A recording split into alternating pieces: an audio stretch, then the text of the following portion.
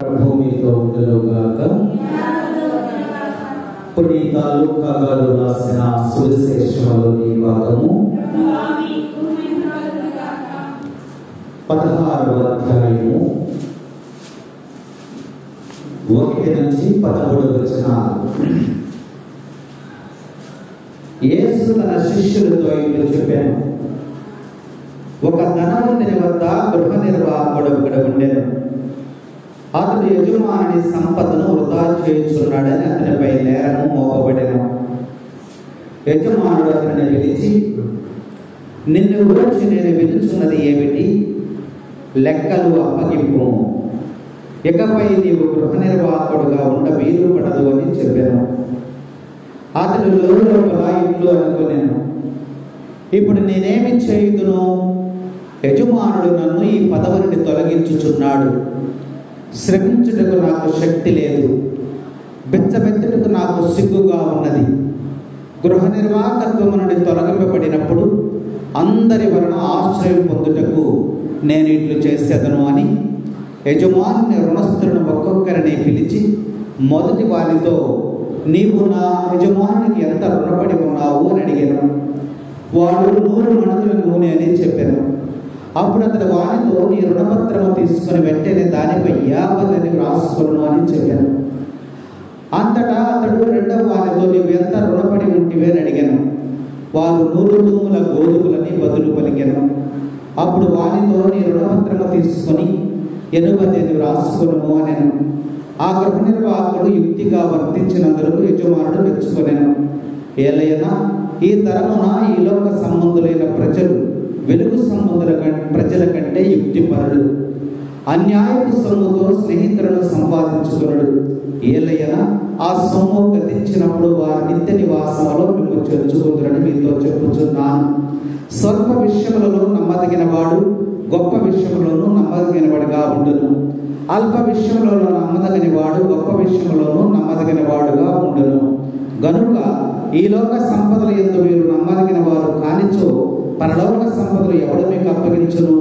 పరుల సొమ్ము విషయంలో మీరు నమ్మదగిన వారు కానిచో మీ సొంతమైనది మీకు ఎవడు ఇచ్చును? ఏ సేవకుడును 2 యజమానులను సేవింపజాలడు.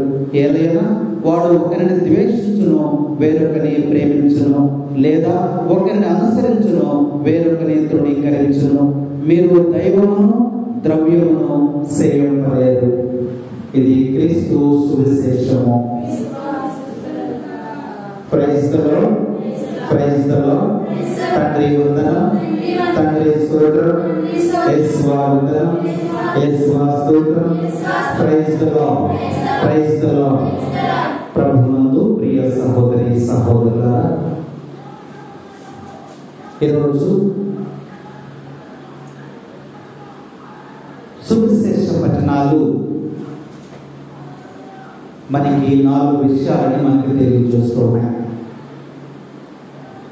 మొదటి పఠనము ఆమోస్ గ్రంథము 8 అధ్యాయం 4 నుంచి 7 వచనాలు. మొదటి తిమోతి 2వ అధ్యాయం 1 నుంచి 8 వచనాలు. సువిశేషము లూకా శుభవార్త 16వ అధ్యాయం 1 నుంచి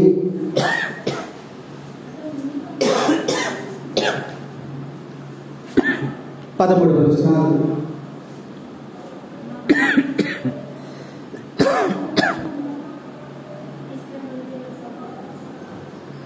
ఈ పట్టణాలు మనకి దేవుని యొక్క సత్యాన్ని గురించి బోధన చేస్తూ ఉన్నాయి. ఈ 4 అంశాలలో ఈ 3 పట్టణాలలో కూడా దేవుడు 4 అంశాలను మనకి తెలియజేస్తూ ఉన్నాడు. ఒకటి ఏంటంటే, ఈ లోకంలో ఉన్నటువంటి యుక్తి, ఇహలోకపు యొక్క యుక్తి, పరలోకం యొక్క యుక్తి. రెండవది ఏంటంటే, పరలోకములో సంపదలను సమకూర్చుకున్నాడు. మూడవది ఏంటంటే, నమ్మదగినటువంటి వాడుగా జీవించుట. నాలుగవది ఏంటంటే ఏ మానవుడు కూడా దైవమును ద్రవ్యమును రెండింటినీ సేవించాలని, ఒక దైవమును మాత్రమే అనుసరించాలని 4 అంశాలని ప్రభు ఈరోజు మనకి బోధిస్తూ ఉన్నాడు. సాధారణంగా మనం చూసినట్లయితే సమాజంలో పేదలకి మరి చాలా అన్యాయం జరుగుతుందని మొదటి పట్టణం మనకి తెలియజేస్తూ ఉంది. ధనికులైనటువంటి వారు లేదా పారిశ్రామికవేత్తలు లేదా వ్యాపారస్తులు వీరందరూ కూడా ఎవరిని దోచుకుంటున్నారంటే పేదవాడిని దోచుకుంటున్నారని ఈ యొక్క వచనాలు మనకు తెలియజేస్తూ ఉన్నాయి. ఎలా దోచుకుంటున్నారు అని మనం ఆలోచన చేస్తే మరి సరైనటువంటి జీతాలు ఇవ్వకపోవటం, లేదా వ్యాపారస్తులైతే మరి ఆ యొక్క సరుకులలో కల్తీ చేయడం, లేదా వ్యాపారంలో మోసం చేయడం, లేదా సరుకులను అక్రమంగా నిల్వ చేసి వాటి యొక్క రేట్లు పెంచడం, ఇలా అనేక రకాలుగా పేదవాడిని దోచుకుంటున్నాడని ఈ యొక్క మొదటి పట్టణం మనకు తెలియజేస్తా ఉంది. కాబట్టి ఎందుకు ఈ పనులు చేస్తూ ఉన్నారు? ఎందుకు చేస్తూ ఉన్నారు? ఈ పనులు ఎందుకు చేస్తున్నారంటే దేనికి చేస్తున్నారమ్మా? కల్తీ ఎందుకు చేస్తున్నారు? కల్తీ ఎందుకు చేస్తున్నారు? సంపాదించరు, ధనకాంక్ష. మోసం ఎందుకు చేస్తున్నారు? ధనము సంపాదించాలి. కాబట్టి ఈ ధనకాంక్ష అనేది మనిషిని అనేకమైనటువంటి పనులు చేయిస్తూ ఉంటారు. దేవుణ్ణి మర్చిపోతాడు, దేవుణ్ణి మర్చిపోతాడు. ఈ ధనకాంక్ష వలన ధనం వెంట పరుగులు తీస్తాడు. అది మోసమా, అన్యాయమా, అక్రమమా, నేను ఎలా సంపాదిస్తాననేది ఆలోచన లేకుండా డబ్బే ధ్యేయముగా ఆ ధనకాంక్షతో పరుగులు తీస్తూ ఉంటాడని ఈ యొక్క ఈరోజు వచనాలు మనకు తెలియజేస్తూ ఉన్నాయి. కాబట్టి ఈ యొక్క ఎలా ఉన్నటువంటి ఈ మానవుడికి ఈ యొక్క మొదటి పట్టణం 2వ సువిశేషాలు మనకి చక్కగా హెచ్చరిక చేస్తూ ఉన్నాయి. చూడండి, ఆమోసు గ్రంథము 8వ అధ్యాయంలో మనం చూసినట్లయితే మరి 4వ వచనం నుంచి 7 వచనాలు ఉంది. దీనుల తల మీద కాలు మోపుచు పేదల నాశనం చేయువారులారా. దేవుడు ఆమోసు ప్రవక్త ద్వారా ప్రజలను ఎవరైతే మోసగిస్తూ ఉన్నారో, ఎవరైతే కల్తీ చేస్తూ ఉన్నారో, ఎవరైతే అన్యాయంగా సంపాదిస్తున్నారో వారిని హెచ్చరిక చేస్తూ ఆమోసు ప్రవక్తను పంపించి ఆమోసు ప్రవక్త ద్వారా హెచ్చరిక చేస్తూ ఉన్నాడు. ఏమిటంటే, పేదలను మోసం చేయువారులారా వినండి, పేదలను నాశనం చేసేటువంటి వారులారా వినండి. ఇదిగో అక్రమమైనటువంటి వ్యాపారాలు చేసి మోసం చేసేవారులారా వినండి. మీరు ఏమి ఆలోచిస్తున్నారో తెలుసా? మీరేమి ఆలోచన చేస్తున్నారో తెలుసా? అమావాస్య ఎప్పుడు ముగిసిపోతుందా, మనం ఈ ధాన్యాన్ని ఎక్కువ రేటుకి అమ్ముకోవాలి. విశ్రాంతి దినము ఎప్పుడు గడిచిపోతుందా, మనం ఈ గోధుమలను ఎక్కువ రేటుకి అమ్ముకోవాలి. అప్పుడు మనము కొలతలను తగ్గించవచ్చు, కొలమానములను మార్చవచ్చు, తూకాలు హెచ్చుతగ్గులు చేయవచ్చు, మరి దొంగ త్రాసులు పెట్టి జనాలని మోసం చేయవచ్చు, తాళ్ళు గింజలను కూడా అందులో కలిపేసి మనం వీటిని ఎక్కువ ధరకు మనము అమ్ముకోవచ్చు.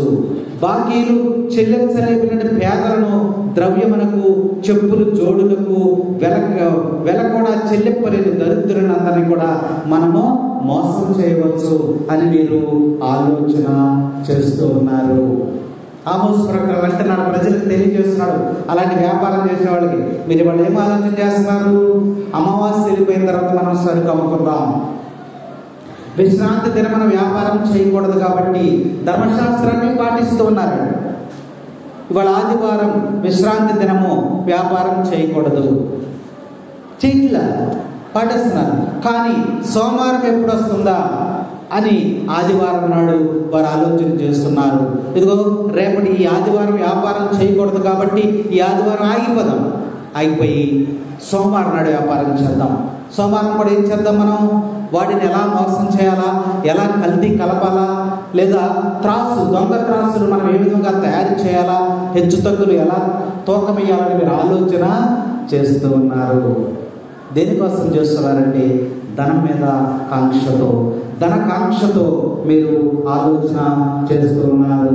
కాబట్టి అట్టి వారి గురించి దేవుడు తెలియజేస్తున్నాడు 7వ వచనంలో, కానీ ఇశ్రాయేలు దేవుడైనటువంటి ప్రభువు ఇట్లు భాష చేశాను, నేను వారి పాప కార్యములను విస్మరింపను.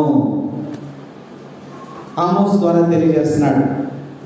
ఆమోసు వెళ్ళి చెప్పు వారికి, ఆ ధనికులకు చెప్పు, ఆ వ్యాపారస్తులకు చెప్పు, మోసం చేసే వారికి చెప్పు, అన్యాయంగా అక్రమంగా సంపాదించుకునే వారికి చెప్పు, వారు చేసేటువంటి పాప కార్యములను నేను ఎన్నటికీ కూడా మరిచిపోను.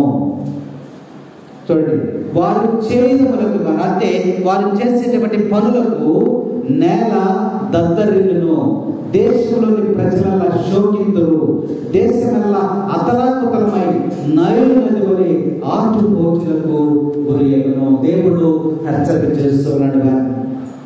వెళ్ళి చెప్పు, నా మాటలుగా వారికి తెలియచేయి అని చెప్పి మొదటి పట్టణంలో దేవుడు మనకి తెలియజేస్తున్నాడు. మన దగ్గర సువిశేషంలోకి వచ్చినట్లయితే సువిశేషంలో చూడండి, ఇక్కడ ముందు చూపు గల ఒక నిర్వాహకుడిని ప్రభు మనకి తెలియజేస్తున్నాడు. అతనిని మెచ్చుకుంటున్నాడు ప్రభు.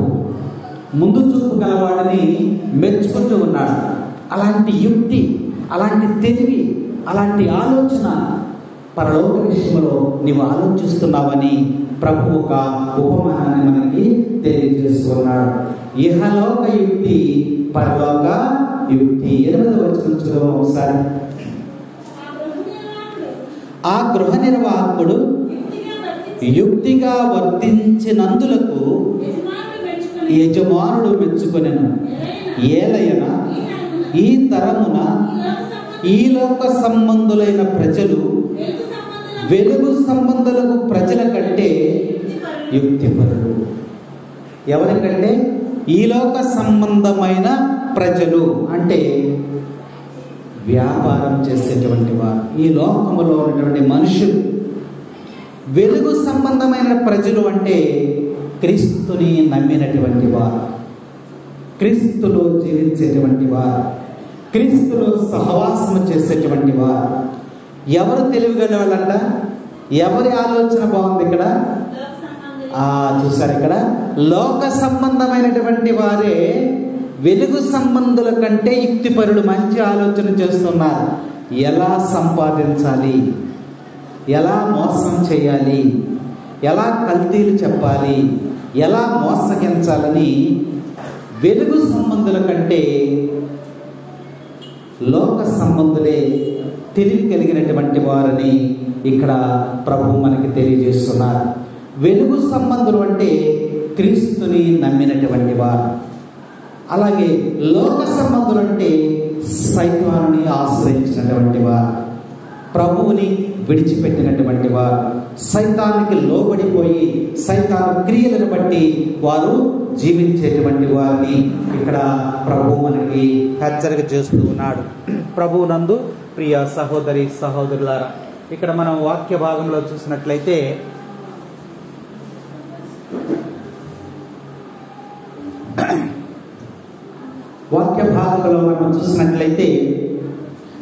ఈ వెలుగు సంబంధుల కంటే లోక సంబంధులు ఎలా యుక్తిపరులు అని ప్రభు చక్కని ఉపమానాన్ని మనకు అక్కడ తెలియజేస్తూ ఉన్నాడు. ఇక్కడ ఉపమానంలో మనం చూసినట్లయితే మొదటి వచనంలోనే ఒక ధనవంతుని వద్ద గృహ నిర్వాహకుడు ఉండెను. ఒక ధనవంతుడు ఉన్నాడు.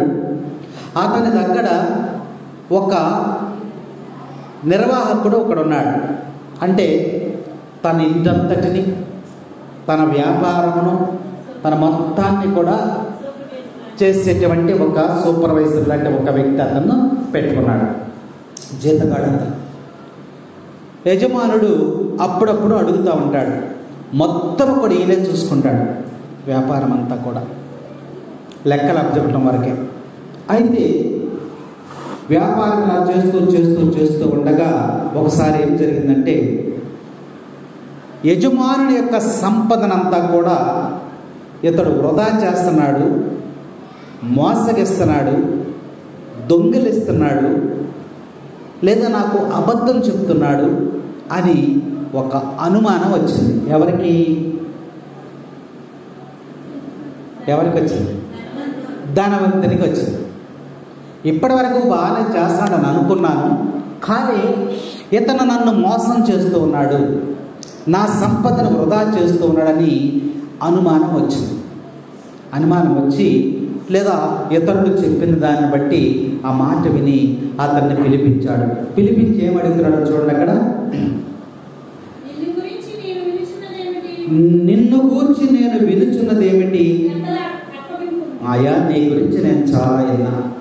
ఇప్పటి వరకు నువ్వు బాగానే ఉన్నావు, నా దగ్గర బాగానే పనిచేసావు, నా ఆజ్ఞకు లోబడ్డావు, నా మాట ధిక్కరించకుండా చక్కగా చేసావు. కానీ ఇప్పుడు నన్ను మోసం చేస్తున్నావు వ్యాపారంలో.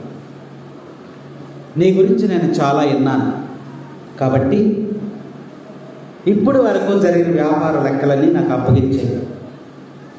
ఇక నిన్ను ఈ ఉద్యోగంలోంచి, ఈ పనిలోంచి నిన్ను తీసివేస్తాను. నువ్వు ఈ ఉద్యోగం, నా గృహ నిర్వాహకుడిగా ఉండటానికి నీకు ఇక అవకాశము లేదు అని చెప్పాడు. అప్పుడు ఈ యొక్క సూపర్వైజర్గా చేసేటువంటి ఇతను లోపల ఆలోచన చేస్తున్నాడు, నన్ను ఉద్యోగంలోంచి తీసేస్తున్నాడు కాబట్టి ఇప్పుడు నేనేం చేయాలి, నేను ఎలా బ్రతకాలి? ఇప్పుడు వరకు బాగానే బ్రతికాను, ఇప్పుడు ఏం చేయాలి నేను? యజమానుడు నన్ను ఈ పదవి నుండి నన్ను తీసేస్తున్నాడు కాబట్టి నేను కష్టపడి పని చేసుకోలేను. అలా అని వెళ్ళి ఒకరికి చేయి చాసి నేను బెచ్చమెత్తడానికి కూడా సిగ్గుగా ఉంది, అవమానంగా ఉంది. ఇప్పటి వరకు కూడా నేను యజమాని యొక్క నీడలో ఉండి అందరికీ నేను ఇచ్చినటువంటి వాడను. ఇప్పుడు నేను యజమానుడు తీసివేస్తే నేను ఇప్పుడు ఎలా బ్రతకాలి అని ఆలోచన చేస్తూ ఉన్నాడు. చేసి అప్పుడు ఏం చేశాడు, ఒక ఆలోచన వచ్చింది ఆయనకి. ఎవరెవరికైతే ఇతను అప్పులు ఇచ్చాడో, ఇతనేగా మొత్తం సూపర్వైజ్ చేసేది, వాళ్ళని పిలిపించుకున్నాడు. అయ్యా, నువ్వు యజమానుడికి ఎంత ఇవ్వాలి? 1,00,000 రూపాయలు ఇవ్వాలండి. అయితే ఒక పని చేయను, ఆ పేపర్ మీద 1,00,000 తీసివేసి 50,000 ఇవ్వాలని నువ్వు రాసుకో. అంటే ఏం చేశాడు ఇతను? అతనికి తగ్గించాడు. కాబట్టి అతను నువ్వు ఇష్టపడతావా, ఇష్టపడవా? ఇష్టపడతావు. ఒకవేళ అతను నీ దగ్గరికి వస్తే నువ్వు అతను రానిస్తావా, రానివని ఇంటికి? ఎందుకని? నీకు 50,000 తగ్గించాడు కాబట్టి. అది యజమానుడికి తెలుసా? తెలియదు. అంటే యజమానికి తెలియకుండా యజమానిక సంపదను 1,00,000 రూపాయలు ఇచ్చి లెక్కలు రాసి ఇప్పుడు ఉద్యోగులను తీసేస్తున్నాడంటే, అలా డబ్బులు ఇచ్చినటువంటి వారందరినీ కూడా పిలిపించుకొని, అయ్యా, యజమానికి నువ్వు 50,000 ఇవ్వాలని నేను చెప్తా, ఎందుకంటే నన్ను లెక్కలు అడిగాడు, ఇదిగో పలానా వ్యక్తి ఇతను, నీకు 50 ఇవ్వాలని నేను చెప్తా, నువ్వు కూడా 50 అనేది చెప్పు, నీకు 50,000 తగ్గుతుంది అని చెప్పి అందరినీ కూడా పిలిపించి వారి దగ్గర ఆశ్రయం పొందటానికి, వారి దగ్గర నుంచి సహాయం పొందటానికి ఇతను ఏం చేశాడమ్మా, తెలివిగా ఇహలోకపు యుక్తిని పంచాడు. తర్వాత వచనాలు చూస్తే, తర్వాత చదువు 7వ వచనం. 2వ వాడితో నువ్వు ఎంత రుణపడి ఉంటివని అడుగగా వాడు 100 తూముల గోధుమలను పలికెను. అప్పుడు వానితో నీ రుణపత్రం తీసుకొని 50 గోధుమలు మాత్రమే రాసుకొని, నువ్వు కూడా 100 తూములు 100 తూములు గోధుమలు ఇవ్వాలని రాసుకున్నాం కదా అప్పు, నువ్వు ఎంత రాసుకున్నప్పుడు నువ్వు కూడా సగమే ఇవ్వాలని యజమానికి నేను చెప్తాను, నువ్వు కూడా సగం ఇవ్వాలని చెప్పమన్నాడు. ఇక్కడ మనం చూసినట్లయితే మరి ఇహలోకపు యుక్తి, పరలోకపు యుక్తి రెండు మనకి ఇక్కడ కనపడతా ఉన్నాయి. ఇతను ఏం చేస్తున్నాడు? ఇహలోకపు తెలివితేటల్ని, ఇహలోకములో జీవించటానికి తన తెలివితేటలను ఉపయోగించి యజమానునికి ఈ విషయాన్ని మనకు తెలియజేస్తున్నాడు. అప్పుడు ఈ విషయం తెలిసిన తర్వాత ఆ గృహ నిర్వాహకుడి యొక్క యుక్తిగా మాట్లాడినందుకు అతని తెలివిని చూసి అతను ఏం చేశాడు, యజమాని అతన్ని మెచ్చుకున్నాడు. నువ్వెంత తెలివిగా ఆలోచించవచ్చు అని ఆలోచించాడు, మెచ్చుకున్నాడు. అయితే అతను చేసిన పనిని అతను మెచ్చుకోలే, కానీ అతను ఎలా బ్రతకాలి, ఈ లోకంలో తర్వాత ఉద్యోగం నుంచి తీసేస్తే ఈ లోకంలో నేను ఎలా బ్రతకాలి అనేటువంటి ఆలోచనని ఎంత తెలివిగా ప్రవర్తించాడని ఆ తెలివిని మాత్రమే ఆ యొక్క యజమానుడు ప్రశంసించాడు, అతను చేసిన పనిని కాదు. అలాగే మరి పరలోకములో నువ్వు జీవించడానికి వెలుగు సంబంధుల కంటే క్రైస్తవులుగా జీవించేటువంటి వారు, క్రీస్తుని అనుసరించేటువంటి వారిగా, మరి క్రీస్తుని విశ్వసించే నమ్మేటువంటి వారి కంటే కూడా ఈ లోక సంబంధమైన ప్రజలు తెలివిగా ఆలోచిస్తున్నారని ప్రభు ఇక్కడ మనకు వాక్యం ద్వారా తెలియజేస్తూ ఉన్నాడు. కాబట్టి ఇహలోక యుక్తి కన్నా నీకు పరలోక యుక్తి కావాలి. పరలోకములో నువ్వు ఎలా జీవించాలనేది నువ్వు ఆలోచన చేయాలని ప్రభు మనకి హెచ్చరిక చేస్తూ ఉన్నాడు. ఇది మొదటిది. రెండవ అంశం ఏమిటంటే అందులో పరలోకములోని సంపదలు సమకూర్చుకోండి అని సువిశేషం ద్వారా ప్రభు మనకి తెలియజేస్తున్నాడు. పరలోకములో సంపదలు ఎలా సంపాదించుకోవాలి? మొదట పట్టణంలో మనం చూసాం. ఏం ఆలోచన చేస్తున్నారు? అమావాస్య ఎప్పుడు వెళ్ళిపోద్దా, ఈ దొంగ వ్యాపారం చేద్దాం.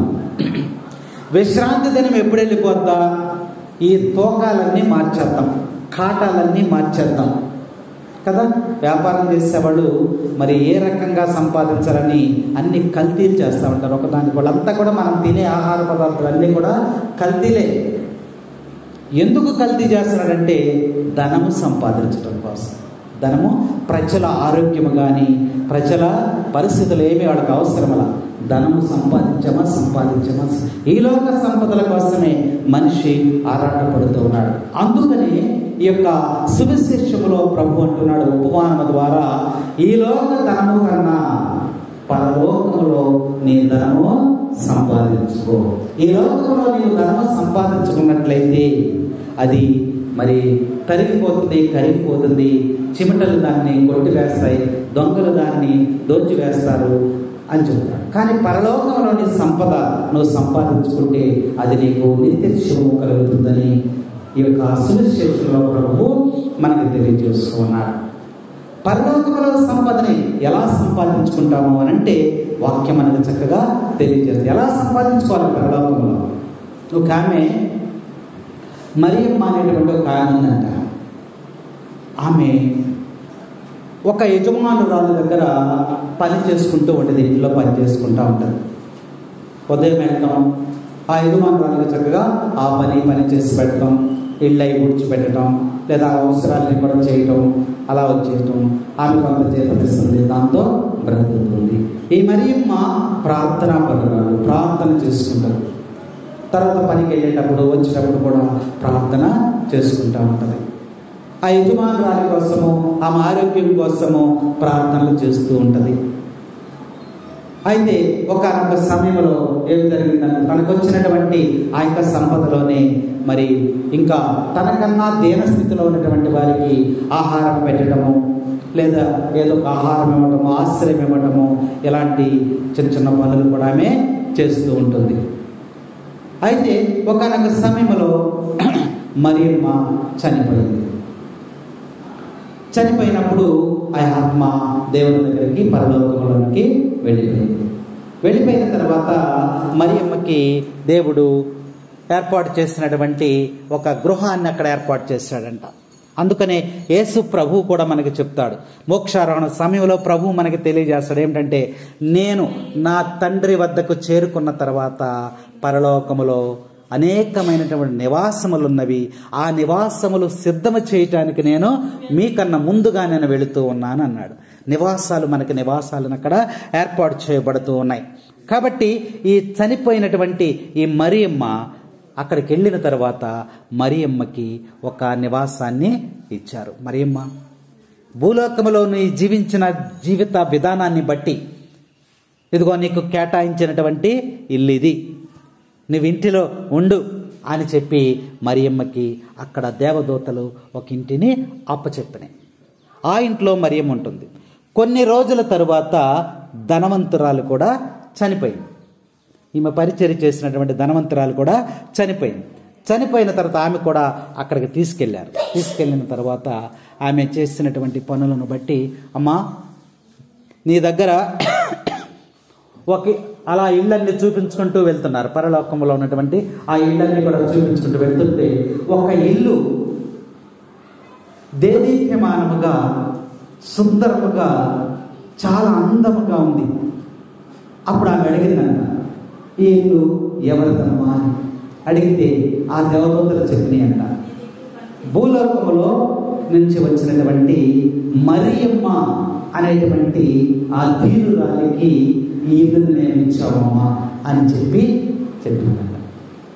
ఆ మరియమ్మ నాకు తెలిసే, ఆ మరియమ్మ నా ఇంట్లో పనిచేసింది, నా దగ్గర పనిచేసింది, నేనే మనం పోషించాను, నేనే జీతం ఇచ్చాను అని చెప్పిందంట. చెప్పినప్పుడు మరి నీకు కూడా నీ ఇల్లు కేటాయిస్తామమ్మా, నువ్వు ఇక్కడ ఉంది కానీ అని చెప్పినప్పుడు ఆమె మనసులో అనుకుంటుందంట, నా ఇంట్లో పనిచేసినటువంటి మరియమ్మకే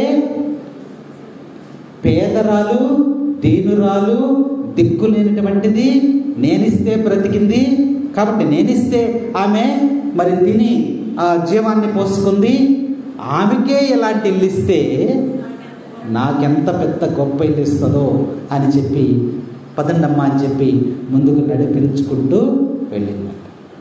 వెళ్ళి చివరికి అక్కడికి వెళ్ళిన తర్వాత ఒక చిన్న పాక ఏ వస్తువులు ఉన్నటువంటి చిన్న పాకని ఇచ్చి ఇందులో నువ్వు ఉండాలి.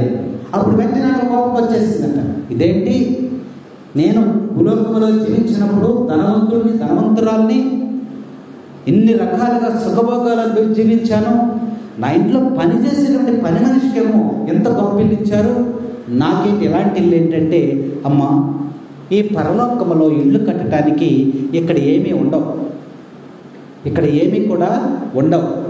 భూలోకములో నుంచి మీరు ఏదైతే పంపించారో వాటి ద్వారానే మేము ఇక్కడ ఇల్లుని కడతాం, నివాసాన్ని ఏర్పాటు చేస్తాం. ఆ మరియమ్మ పంపించినటువంటి ఆ యొక్క ప్రార్థన జీవితం, అనాథలను ఆశ్రయించటం, ఆహారం లేనటువంటి వారికి ఆహారం ఇవ్వటం, దప్పిక కొనేటువంటి వారికి దప్పిక తీర్చటం, ఇలాంటి మంచి పనులు, దేవునికి ఇష్టమైనటువంటి మంచి పనులు చేసిందో, దేవుని ఆజ్ఞక లోబడి జీవించిందో వారికి మాత్రమే వారు పంపించినటువంటి ఆ ప్రార్థన పనులు మాతో ఇదిగో యొక్క గుడారాన్ని మేము నిర్మిస్తామే తప్ప ఇక్కడ మనకేమీ కూడా ఉండవు అని చెప్పి ఆ యొక్క ధనవంతురాలికి దేవదూతలు చెప్పి నువ్వు భూలోకం నుంచి పంపించింది ఏమీ లేదు, మంచి పనులు ఏవి కూడా లేవు, అందుకనే నువ్వెక్కడే ఉండాలి అని చెప్పి అక్కడ ఆ యొక్క ఉపమానంలో ప్రభు మనకు తెలియజేస్తున్నాడు. కాబట్టి పరలోక సంపదను సంపాదించుకోవాలంటే మత్తయి సువార్తలో ప్రభు మనకి తెలియజేస్తున్నారు.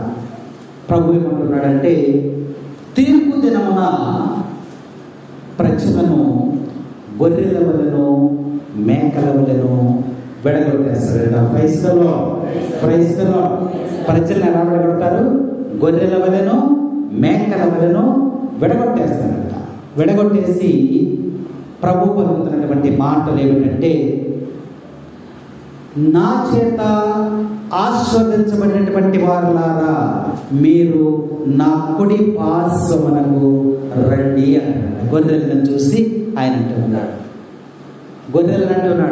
నా చేత ఆశీర్వదించబడినటువంటి వారులారా నా కుడి పార్శ్వమునకు రండి, ఆశ్రయమును పొందండి అన్నాడు.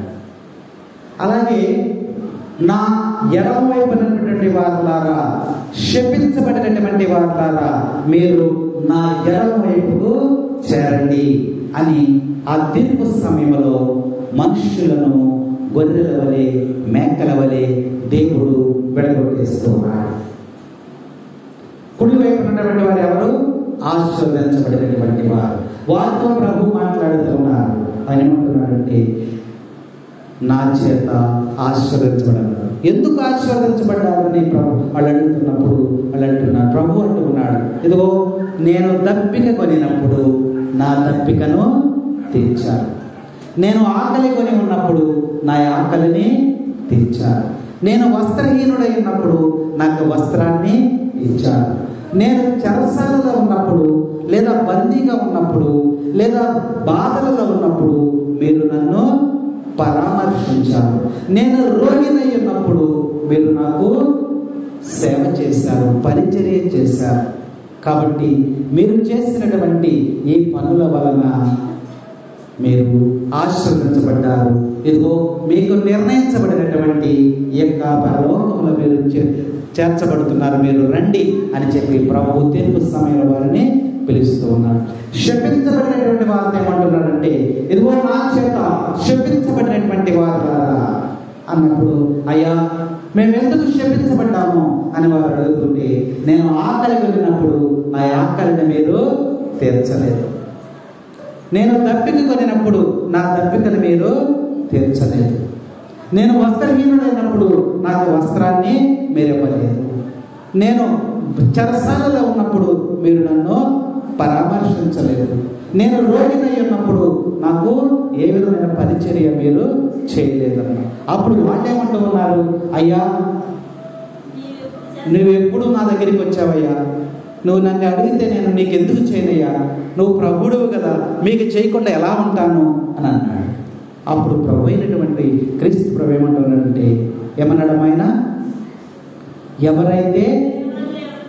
ఎవరైతే అల్పమైనటువంటి స్థితిలో, అన్యాయమైనటువంటి స్థితిలో, విధవరాండ్రగాను, హీన స్థితిలోను, బలహీనమైన స్థితిలోను, వెలివేసిన వారి స్థితిలో ఉన్నప్పుడు వారిని ఆదరిస్తే నన్ను ఆదరించండి. ఆ స్థితిలోనే నేను మీ దగ్గరికి వచ్చి ఉన్నాను, మీరు నన్ను ఎవరు కూడా పట్టించుకోలేదు అని ప్రభు మనకి తెలియజేస్తున్నారు. కాబట్టి అనాథలను, బలహీనులను, గుడ్డివారిని, హీన స్థితిలో ఉన్న వారిని ఎవరైతే ఆదరిస్తారో వారు నన్ను ఆదరించినట్లయితే, నన్ను ఆదరించేటువంటి వారు తండ్రిని ఆదరించినట్లే అని ప్రభు మనకి తెలియజేస్తున్నాడు. అప్పుడు మాత్రమే నువ్వు పరలోకంలో సంపదలను సమకూర్చుకోగలుగుతావని ఈరోజు సువిశేషం ద్వారా ప్రభు మనకి హెచ్చరిక చేస్తున్నాడు. Praise the Lord, praise the Lord. మొదటి అంశం ఏమిటి అంటే, ఇహలోక యుక్తి కన్నా పరలోకపు యుక్తిని నువ్వు కలిగి ఉండాలి. రెండవది ఏంటంటే, పరలోక సంపద వైపు నువ్వు పరుగులు తీయాలి, జాగరూకతతో ఉండాలి, ఇహలోక సంపదల విషయంలో కాదు. అందుకని ఒకడు అంటాడు కదా, ప్రభు దగ్గరికి వచ్చాడు ఒక యువకుడు. ప్రభు దగ్గరికి వచ్చి, అయ్యా నేను నిన్ను వెంబడించాలనుకుంటున్నాను, నేనేం చేయను అన్నాడు. అప్పుడు ఏం చెప్పాడు, 10 ఆజ్ఞలు ఉన్నాయి కదా, వాటిని నువ్వు పాటిస్తే నువ్వు నా రాజ్యంలోనికి వస్తావు, నిత్య జీవం నీకు లభిస్తుందని చెప్పాడు. చెప్పినప్పుడు అవి నేను చిన్నప్పటి నుంచే నేను పాటిస్తున్నాను అన్నాడు. అయితే ఇంకొకటి చెయ్యి, ఏమిటి అంటే నీకున్నదంతా విడిచిపెట్టి నన్ను వెంబడించమన్నాడు. అప్పుడు వెంటనే ఏం చేశాడు, ప్రభువుని విడిచిపెట్టి వెళ్ళిపోయాడు. ప్రభు యొక్క ఉద్దేశం ఏంటంటే, నీ ఆస్తి, నీ అంతస్తు, నీ వైభవాన్ని, నీ అధికారాన్ని వదిలేమని కాదు, అదేమే కాదు. నీకు సమస్తాన్ని ఇచ్చింది ఎవరు? ఆయనే. నీకు సమస్తాన్ని ఇచ్చింది ఆయనే. కాబట్టి ఆయనకే నువ్వు ప్రథమ స్థానం ఇవ్వాలి. ఆయన వెంబడించడానికి, ఆయన ఆరాధించడానికి ఈ లోకంలో నీకేది కూడా అడ్డమో కాకూడదు. నీ సంపద, నీ ఆస్తులు, అంతస్తులు, నీ అధికారం ఏది కూడా అడ్డం కాకూడదు. అది ప్రభు ఆత్మీయంగా చెప్పేది ఏంటంటే, ప్రభువుని ఆరాధించడానికి ఈ లోక సంబంధం ఏది నీకు అడ్డం కాకూడదని చెప్పాడు. కానీ సంపదల మీద దృష్టి ఉండి ధనకాంక్షతో ప్రభువుని వెంబడించడానికి ఇష్టపడకుండా ప్రభువుని విడిచిపెట్టి వెళ్ళిపోయాడు. అలాగే ఇంకొక వ్యక్తిని మనం చూసినట్లయితే వాడేమనుకుంటున్నాడు, పంటలు బాగా పండేసి ధనం బాగా వచ్చేసింది, గిడ్డంగులని కట్టేస్తున్నాను, ఈ సంవత్సరం పండినటువంటి పంట దాచుకోవడానికి ఇంకా సరిపోవట్లేదు, కాబట్టి వచ్చే సంవత్సరానికల్లా నేనేం చేస్తాను, ఇంకా కొత్త బిల్డింగ్లు కట్టేస్తాను, పక్కనే కట్టేసి 10 తరాల వరకు, తన తరాల వరకు జీవించడానికి గిడ్డంగుల్లో ధాన్యాన్ని దాచిపెట్టేస్తాను. ఓ నా ప్రాణమా తినుము కాదు సుఖించుము అని చెప్పి మంచం మీద పడుకుని తనకు తానే అనుకుని ఆలోచన చేస్తున్నాడు. అంతేనా? మనకు కూడా ఒక 10 లక్షలు డబ్బులు ఇచ్చామనుకోండి, ఈ సాయంత్రం ఓ 10 లక్షలు క్యాష్ ఇచ్చామనుకోండి, రాత్రంతా నిద్ర పడుతుందా? ఏం చేయాలి? ఈ 10 లక్షలు ఏం చేయాలి? రాత్రంతా కూడా నిద్ర పట్టదు. వాడు కూడా పడక మీద ఉండి గిడ్డంగుల నుంచి ధాన్యం వచ్చేసింది, పేరు చేశాడు. ఇప్పుడు అనుకుంటున్నాడు ఇంకా సరిపోవట్లేదు కదా, కొత్తవి కట్టేయాలి, ధనవంతుడి డబ్బు గిడ్డంగుల్లో పేరు చేయాలి. పేరు చేసి తరతరంలోకి నాకు ఇక ఏ విధమైనటువంటి బాధ లేదు, ఓ నా ప్రాణమా నీకేం కొదవలేదని తనను తానే చెప్పుకుంటున్నాడు. నిద్రలోకి వెళ్తున్నాడు. నిద్రలోకి వెళ్ళాడు. దేవుడు ప్రత్యక్షమయ్యాడు. ఏం చెప్పాడు? ఏమంటే డబ్బులు ఉన్నాయి కదా, బాగా ధనం ఉంది కదా, ఆస్తి ఉంది కదా, గిడ్డంగుల్లో ధనం ఉంది కదా, ధనవంతుడిని మనం ఏమన్నా ఎర్రోడా అంటామా? అనం కదా. కానీ దేవుని దృష్టిలో ఏమన్నాడంటే, ఓ వెర్రివాడా, ఈ రాత్రికి నీ ప్రాణాన్ని నేను తీసుకుంటాను. నువ్వు గిడ్డంగుల్లో దాసిందంతా ఎవరి సొత్తు అవుతుంది?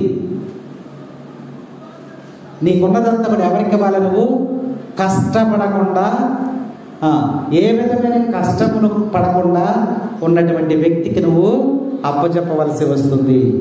నీదంతా కూడా వ్యర్థము అని చెప్పి దేవుడు అక్కడ తెలియదు. నిజమే కదా, మనం ఎన్ని సంపాదించేసినా ఇప్పటికిప్పుడే రాత్రికి ప్రాణం పోతే మనం వేసిన ఎత్తుగడలు, మనం చేసిన మోసం, మనం చేసినటువంటి వ్యాపారాలన్నీ కూడా వ్యర్థమైపోయాయి. అందుకనే ప్రభు మొదటి పట్టణంలో మనకు తెలియజేస్తున్నాడు, అన్యాయంతో సొమ్ముతో కూడగొట్టుకున్నది నేను గుర్తు పెట్టుకుంటాను, అన్యాయపు సొమ్ముతో నువ్వు స్నేహితులను చేర్చుకున్నది నేను విస్మరింపను, ఎప్పటికి కూడా నేను మర్చిపోను. అందుకనే పరలోక సంపదల వైపు నువ్వు అడుగులు వేయని ఈ యొక్క సువిశేషం ద్వారా తెలియజేస్తున్నాడు. ఇంకా మూడవదిగా మనం చూసినట్లయితే ఇక్కడ వాక్యంలో చూడమ్మా, 10వ విషయం చదువు. లూకాసు శుభవార్త 16వ అధ్యాయము 10వ వచనం చదువు. స్వల్ప విషయములలో నమ్మదగిన వాడు గొప్ప విషయములలోనూ నమ్మదగిన వాడుగా ఉండును. అల్ప విషయములలో నమ్మదగని వాడు గొప్ప విషయములలోనూ నమ్మదగని వాడుగా ఉండును. Praise the Lord, praise the Lord. స్వల్ప విషయములలో నమ్మదగిన వాడిగా ఉండమంటున్నాడు ప్రభు. ఈరోజు సువిశేషంలో మనం చెప్పేది నమ్మదగిన వాడిగా ప్రవర్తించు. నువ్వు ఎక్కడుంటున్నావు? ఒకరి దగ్గర పని చేస్తున్నావు, ఆ యజమాని దగ్గర నమ్మదగిన వ్యక్తిగా ఉండు. సంఘములో నమ్మదగిన వ్యక్తిగా ఉండు. కుటుంబంలో నమ్మదగిన వ్యక్తిగా ఉండు. నీ స్నేహితులలో నమ్మదగిన వ్యక్తిగా ఉండు. మరి నీ ఇరుగు పొరుగులో నమ్మదగినగా ఉండు. దేవుని విషయంలో నమ్మదగిన వాడిగా ఉండు. స్వల్ప విషయములలో నీవు నమ్మదగినగా ఉంటే గొప్ప విషయాలు నీకు అప్పచెప్తాడంట. స్వల్ప విషయాల్లోనే నువ్వు మోసం చేస్తే పెద్ద విషయాలు నీకు అప్పగించడు. ఒక 10 రూపాయలు, 20 రూపాయలు, 100 రూపాయల విషయాలు నీకు అప్పచెప్పినప్పుడు వాటిలో నువ్వు జాగ్రత్తగా భద్రంగా జాగ్రత్త ఉన్నావనుకోండి, నీకు 1000 రూపాయలు అప్పచెప్తాడు.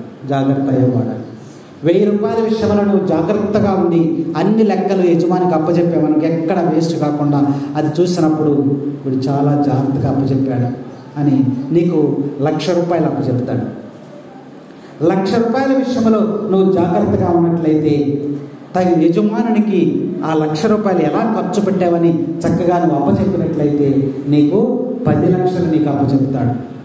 నువ్వు 100 రూపాయల విషయంలోనే నువ్వు అతన్ని మోసం చేస్తే 50 రూపాయలు ఖర్చు పెట్టి 50 రూపాయలు ఏదో దొంగ లెక్కలు చెప్పి చూపించామనుకో, యజమానుడు ఏమనుకుంటాడు, వీడికి 100 రూపాయలు ఇస్తే ఇందులో 50 రూపాయలు దొంగ లెక్కలు నాకు అప్పచెప్పాడు కాబట్టి వీడికి 1000 రూపాయలు ఇస్తాడా? ఇవ్వడు. అందుకనే ప్రభు అంటున్నాడు, నమ్మదగినటువంటి వ్యక్తిగా నువ్వు జీవించు. అప్పుడు నీకు గొప్ప విషయాలు, ఏ విషయాలు? పరలోక సంబంధమైన విషయాలు నీకు అప్పచెప్తానంటున్నాడు. పరలోక సంబంధం విషయాలు మానవ మాత్రులకి అర్థం కావు.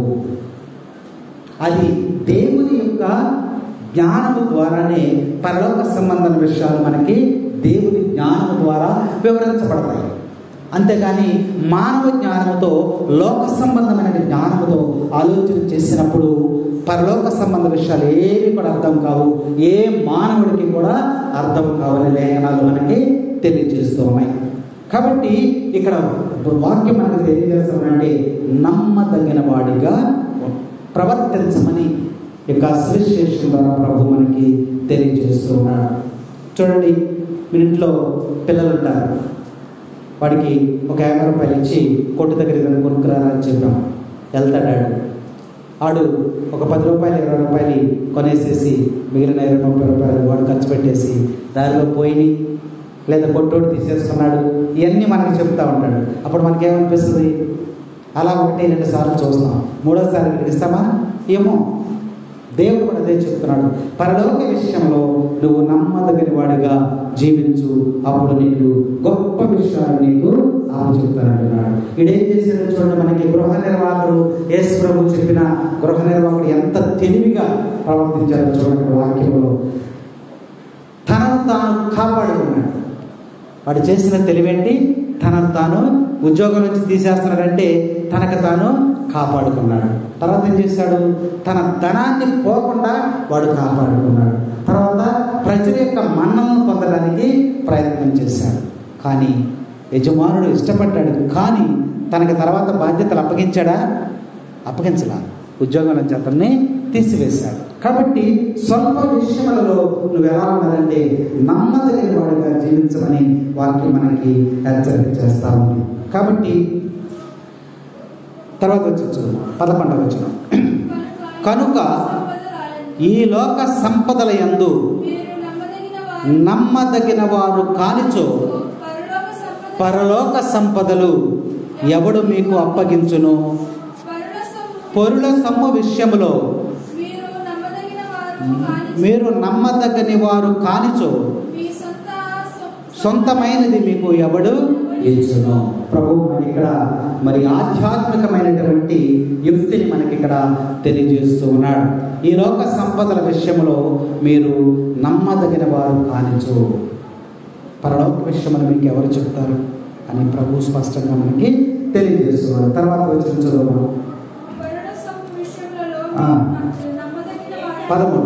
13. ఏ సేవకుడును ఇద్దరు యజమానులను సేవింపచాలడు, ఏదైనా వాడు ఒకడిని ద్వేషించును లేదా ఒకరిని అనుసరించును, వేరొకరిని తృణీకరించును. దైవమును ద్రవ్యమును సేవింపలేదు. ఇక్కడ వాక్యంలో దేవుడు ఆఖరి వచనంలో మనకి స్పష్టంగా మనకి తెలియజేస్తున్నాడు. చూడండి, స్వల్ప విషయములలో నమ్మకమైన దానిగా మనం జీవించాలి. ఒక అతను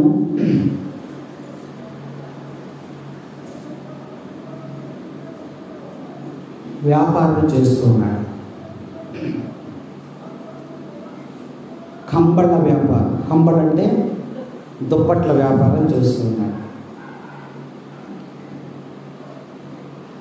ఆ ఇంట్లో దుప్పట్లు చక్కగా అలా పెట్టున్నాయి. ఆ రాత్రి కాల సమయంలో వేరే ప్రయాణికులు ఇద్దరు, భార్య భర్త కుమారుడు, ఒక ఊరు వెళ్ళి ప్రయాణం చేస్తూ వస్తూ ఆ ఊరు వచ్చేసరికి గోపాలూరు అనుకున్నాం, ఇక్కడికి వచ్చేసరికి చీకటి పడిపోయింది.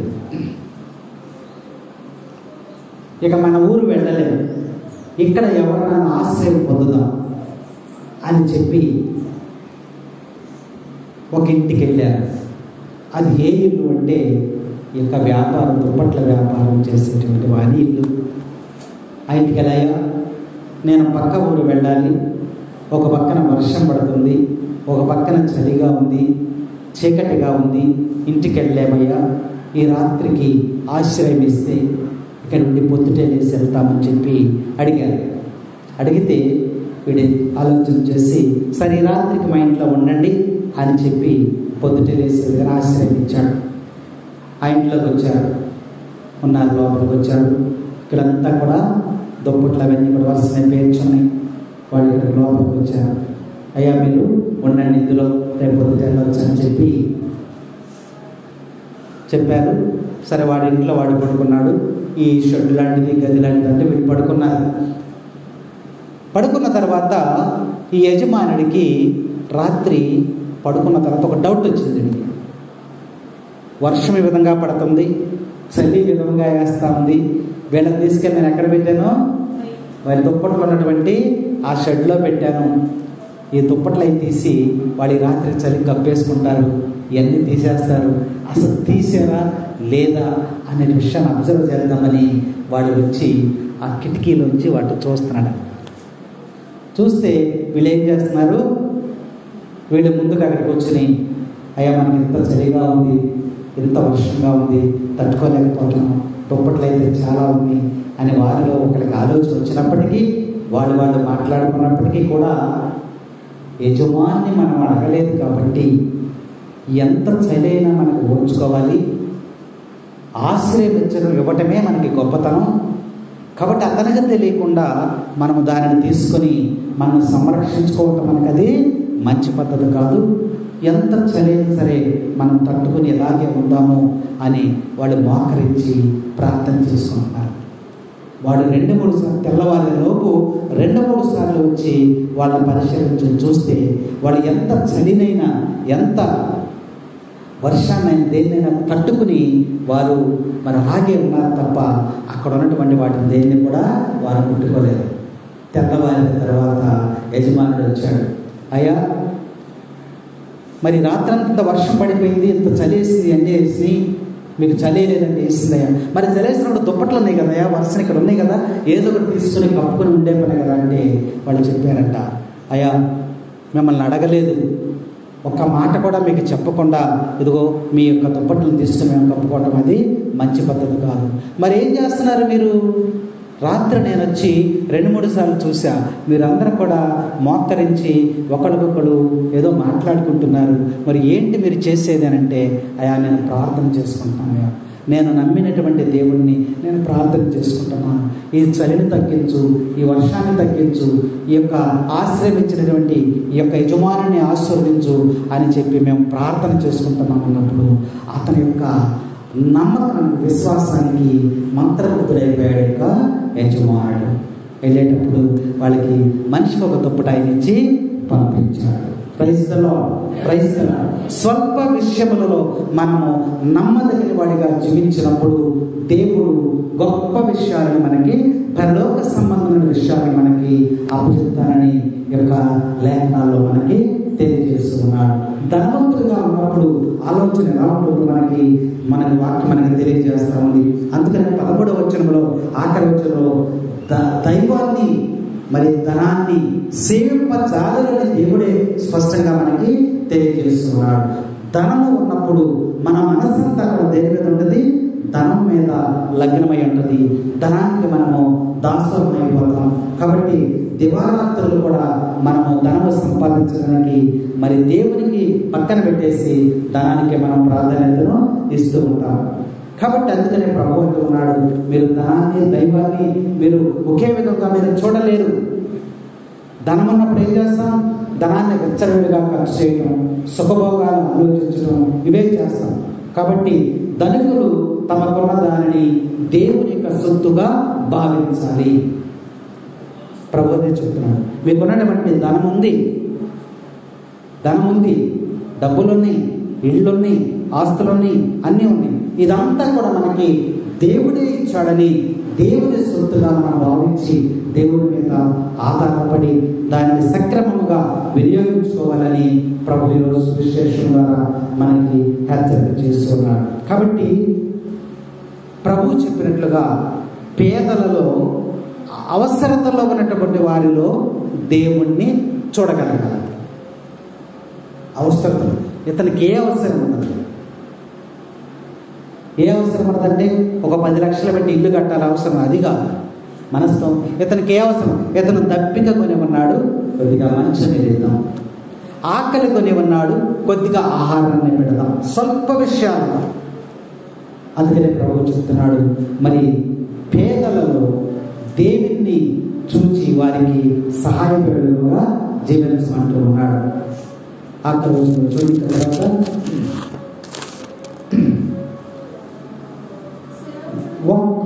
ఒకరిని ద్వేషించును వేరొకరిని ప్రేమించును, లేదా ఒకరిని అనుసరించును వేరొకరిని తృణీకరించును. మీరు దైవమును ద్రవ్యమును సేవింపలేరు. మనం డబ్బుని ఇష్టపడితే దేవుడు దూరమే. అంటే ₹1 మనం తీసుకున్నట్లయితే, ₹1 తీసుకున్నట్లయితే ఒక పక్కన ఏముంటుంది?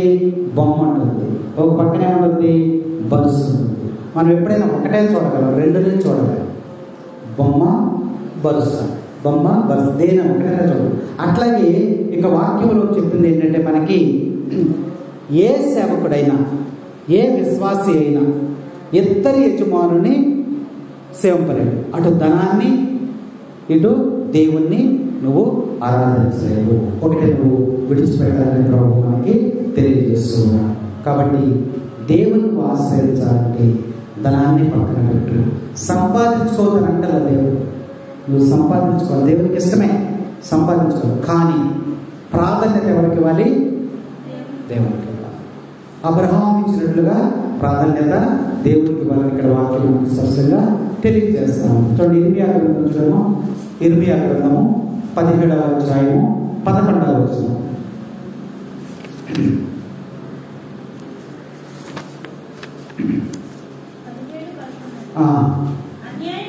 అన్యాయముగా ధనమును అర్జించువాడు తాను పెట్టని గుడ్లను పెట్టు కౌసు పెట్టవంటి వాడు అతడు సగప్రాయముననే విడవలసి వచ్చింది. సంపద మొత్తం కొంత అన్యాయంగా సంపాదించేటువంటి వాడు కొంతకాలం అనుభవించినప్పటికీ కూడా సమస్తాన్ని కూడా కోల్పోతాడు. సామెతల గ్రంథం చూడండి, 21వ అధ్యాయము. సామెతల గ్రంథము 21వ అధ్యాయం 15వ వచనం.